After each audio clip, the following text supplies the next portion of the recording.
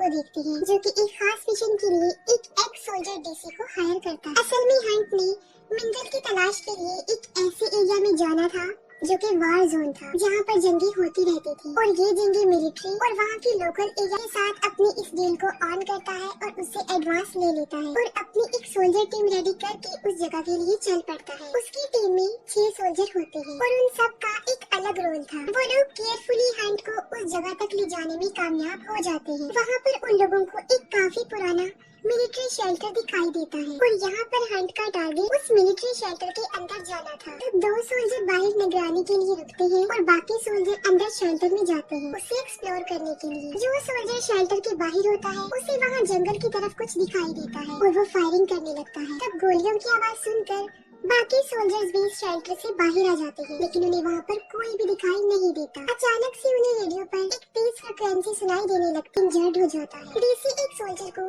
जंगल की तरफ चेक करने के लिए भेजता है और एक दूसरा सोल्जर इंजर्ड सोल्जर के कंधे से गोली निकालता है। जंगल से वो सोल्जर वापस आकर बताता है कि वहाँ पर किसी चीज का कोई नामो निशान नहीं है। तब डीसी 2 सोल्जर्स को वहीं पर निगरानी करने के लिए छोड़ता है और बाकी सब फिर से शेल्टर के अंदर जाकर उसे एक्सप्लोर करने लगते हैं। शेल्टर में उन्हें एक जनरेटर मिलता है जिसे हंट ऑन कर लेता है। दूसरी तरफ 2 सोल्जर एक ऐसे रूम में पहुंचते हैं जहाँ पर बहुत सारे आदमियों की डेड बॉडीज पड़ी हुई थी और देखते ही देखते उन डेड बॉडीज में से एक हाथ बाहर आता है और वो चिल्ला चिल्ला कर डीसी को बुला लेते हैं। डेड बॉडीज के बीच में से उन्हें एक आदमी मिलता है जो कि जिंदा था, लेकिन वो कोई भी रिस्पॉन्स नहीं कर रहा था। उसे देखकर साफ लग रहा था कि वो किसी गहरे सदमे में, वो काफी शॉक्ड नजर आ रहा था। आगे जाकर उन लोगों को पता चलता है कि वो मिलिट्री शेल्टर असल में नॉजेस यानी 6 सोल्जर्स का है और यहाँ पर वो नॉजेस सोल्जर्स आम इंसानों पर बहुत ही खतरनाक किस्म के एक्सपेरिमेंट्स किया करते थे। तब हंट से पूछा जाता है कि क्या उसकी रिसर्च का इस सब से कोई कनेक्शन तो नहीं है, जिस पर वो साफ इनकार कर देता है। अब क्योंकि डीसी को इस काम करने के पैसे मिले थे और इसलिए वो इस बात में ज्यादा इंटरेस्ट नहीं लेता और इस बात को इग्नोर करता है। एक सोल्जर उस आदमी को एक रूम में ले जाकर बैठा देता है और उस पर नजर रखता है। दूसरी तरफ हंट एक ऐसे रूम में जाता है जहाँ पर एक काफी पुरानी और काफी बड़ी मशीन पड़ी हुई थी और यहाँ पर हमें ये पता चलता है कि असल में उसके यहाँ आने का मकसद सिर्फ वो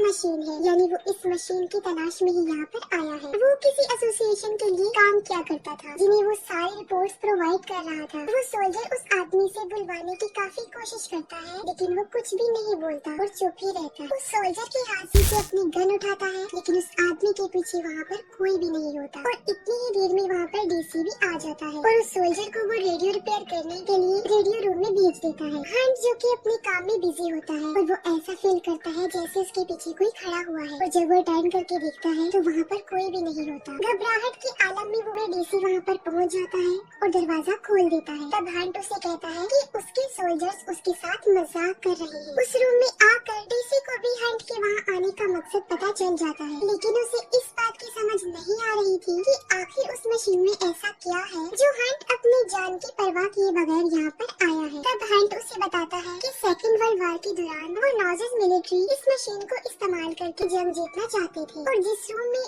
उन आदमियों की डेड बॉडीज मिली थी उस रूम में इस मशीन की वजह से बनाई गई एनर्जी को कंट्रोल किया जाता था और वहाँ पर कलेक्ट किया जाता था और इस दौर में इन मशीनों का यूज नहीं किया जाता और अब वो काफी अनमोल हो गई है। एक दूसरे सोल्जर को उसी रूम से किसी की आवाज सुनाई देती है। जब वो चेक करता है तो उसे वहाँ पर एक इंजर्ड आदमी नजर आता है जो देखते ही देखते गायब हो जाता है। ये देखकर वो सोल्जर जल्दी से वहाँ से भागकर एक दूसरे सोल्जर के पास आ जाता है। वो समझ रहा था कि शायद उसने कोई गोस्ट देख लिया हो। एक सोल्जर रेडियो रूम में रेडियो ठीक कर रहा होता है और तभी अचानक से पूरे शेल्टर के सारे स्पीकर ऑन हो जाते हैं और वहाँ पर एक जर्मन सॉन्ग प्ले हो जाता है। तब वो सोल्जर उस रेडियो को बंद करने की काफी कोशिश करता है, लेकिन वो बंद नहीं होता। तब वहाँ पर शॉर्ट सर्किट होता है और रेडियो अपने आप ही बंद हो जाता है। शेल्टर के बाहर बॉम्ब गिरने की आवाज सुनाई देती है, लेकिन कोई भी ब्लास्ट नहीं होता। वो लोग देखते हैं कि पूरे जंगल में रोशनी की रोशनी फैल चुकी है और लाइट में बहुत सारे लोग भी खड़े हुए नजर आ रहे थे और वो सब सोल्जर्स उन लोगों पर अंधाधुंध फायरिंग करने लगते हैं, लेकिन उन खड़े हुए लोगों में एक आदमी भी वो नहीं मार पाती और तभी अचानक से तेज हवा चलने लगती है और वहाँ पर फिर से अंधेरा छा जाता है। वो नोटिस करते हैं कि उनका एक सोल्जर वहाँ से गायब है और उसकी जगह पर एक आयरन क्रॉस पड़ा हुआ है। ये देखकर वो काफी हैरान हो जाते हैं कि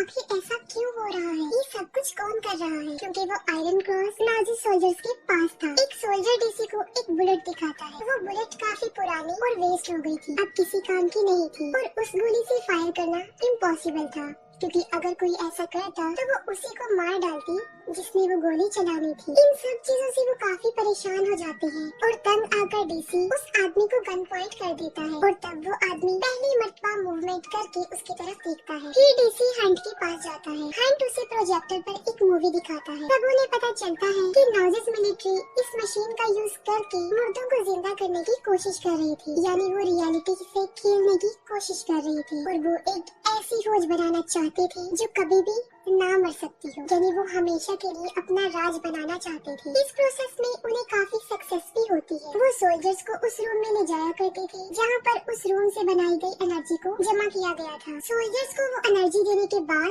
वो उन्हें मार देते थे, लेकिन इसके बावजूद भी वो नहीं मरते थे। फिर जर्मन जंग हार गया और वो सारे एक्सपेरिमेंट्स बंद हो गए, लेकिन वो सारे सोल्जर्स अभी तक वहाँ पर फंसे हुए हैं और जो भी वहाँ पर आया करता था वो सोल्जर उसे मार देते थे, क्योंकि असल में उन्हें इसी मकसद के लिए ट्रेन किया गया था। ये सुनते ही डीसी वहाँ से निकलने का ऑर्डर देता है। तब हंट उसे बताता है कि वो इतनी आसानी से यहाँ से नहीं निकल सकते, क्योंकि जिस ऑर्गेनाइजेशन के लिए वो काम कर रहा था उनके पास उन सब सोल्जर्स का बायोडाटा था और अगर वो इस मिशन को अधूरा छोड़कर वहाँ से चले गए तो वो उनके फैमिलीज को मार डालेंगे। हंट उसे बताता है कि उसने सोल्जर्स की एक और टीम को यहाँ पर बुलाया है और वो कुछ देर में यहाँ पर आने वाले हैं। तभी डीसी को किसी के चिल्लाने की आवाज आती है। जब वो चेक करता है तब उसे पता चलता है कि ये वही सोल्जर है जो गायब हुआ था और उसकी आवाज जंगल में से आ रही थी। वो सिख सोल्जर उसे टॉर्चर कर मार रही थी और वो लोग अब काफी अलर्ट हो जाते हैं। नीचे हंट को मैसेज रिसीव होता है कि दूसरे सोल्जर टीम को वहाँ पहुँचने में तकरीबन 72 घंटे लग जाएंगे, लेकिन वो इस बात को किसी से शेयर नहीं करता और हाइड रखता। ऊपर सब लोग छुप कर बैठी थी। तभी अचानक से एक सिख सोल्जर वहाँ पर आता है और एक सोल्जर को दबोच लेता है और वो उसे मार डालती है। सुबह उन्हें 2 सोल्जर्स की बॉडी सर से जुड़ी हुई मिलती है। वो उन लोगों के लिए वार्निंग का एक क्लू था। एक सोल्जर की आँख में उन्होंने बुलेट घुसाई हुई थी। ये देखकर डीसी वहाँ से निकलने के लिए ऑर्डर दे देता है और वो एक दूसरे सोल्जर को हंट के पास उसे बुलाने के लिए भेजता है। वो सोल्जर हंट को बुलाने जाता है, तभी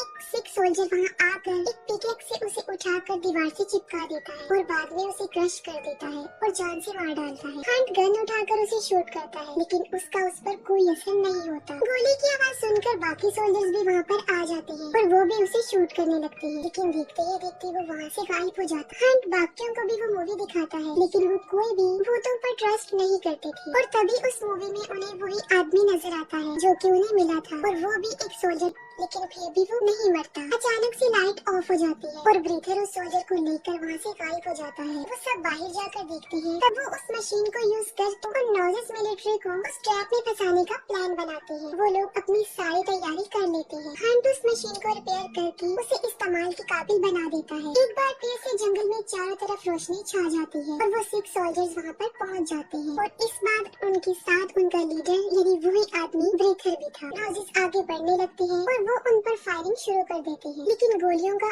उन पर कोई असर नहीं होता। नॉजिस बिल्कुल उस शेल्टर के पास आ गए थे। वो सोल्जर शेल्टर के अंदर चले जाते हैं और उनके पीछे पीछे वो नॉजिस भी चले जाते हैं। वो उन नॉजिस को अपने पीछे लगाकर उस मशीन तक लाने में कामयाब हो जाते हैं, लेकिन इस कोशिश के दौरान उनका एक और सोल्जर मारा जाता है। फिर सर्वाइवर सोल्जर किसी तरह उन नॉजिस को मशीन के पास ले आते हैं और हंट मशीन ऑन कर देता है। उस मशीन से एक एनर्जी वेव निकलती है जिससे सारे नॉजिस बेजान हो जाते हैं। वो लोग अपनी इस स्ट्रगल से खुश हो जाते हैं, लेकिन तभी वहाँ पर शॉर्ट सर्किट हो जाता है और वो मशीन ऑफ हो जाती है। मशीन के बंद होते ही वो सारे नॉजिस फिर से एक्टिव हो जाते हैं और एक सोल्जर को पकड़ के वो मार डालते हैं। डीसी हंट के साथ एक रूम में घुसकर खुद को लॉक कर लेता है, लेकिन वो अब काफी इंजर्ड हो चुका था। हंट उसे वेंटिलेशन पाइप के जरिए वहाँ से बाहर निकलने के लिए कहता है, लेकिन वो चल नहीं सकता था और यही वजह है कि वो हंट को जाने देता है और खुद उन नॉजिस सोल्जर्स का मुकाबला करता है, लेकिन वो भी मारा जाता है। दूसरी तरफ हंट पाइप के जरिए डेड बॉडीज वाले रूम तक पहुंच जाता है, लेकिन वहाँ पर ब्रीथर उसका पहले से ही वेट कर रहा था और हंट भी मारा जाता है। दूसरी सोल्जर टीम भी वहाँ पर पहुंच जाती है और उन लोगों के साथ भी वही होता है जो उनसे पहले आने वाले सोल्जर्स के साथ हो चुका था और उनके डेथ के साथ ही ये मूवी यहीं पर एंड हो जाती है।